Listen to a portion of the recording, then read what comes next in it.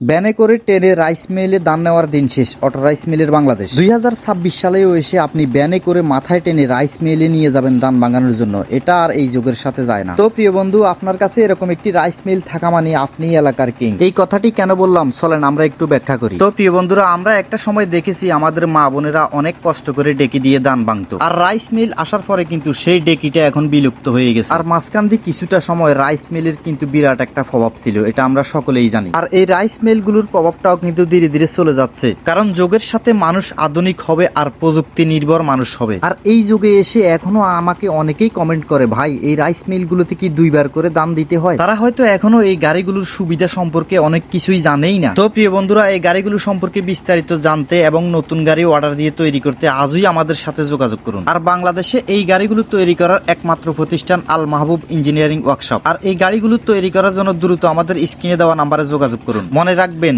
Order দেওয়ার 2 থেকে 3 দিনের মধ্যে আমরা গাড়িগুলো ডেলিভারি করে থাকি। তো প্রিয় বন্ধু, ভিডিওটি শেয়ার করে আপনার টাইম লাইনে রেখে দিন, প্রয়োজনের সময় খুঁজে পেতে সহজ হবে। আর আমাদের এই গাড়িগুলো সম্পর্কে আপনার কোনো মতামত থাকলে কমেন্টে জানাতে পারেন।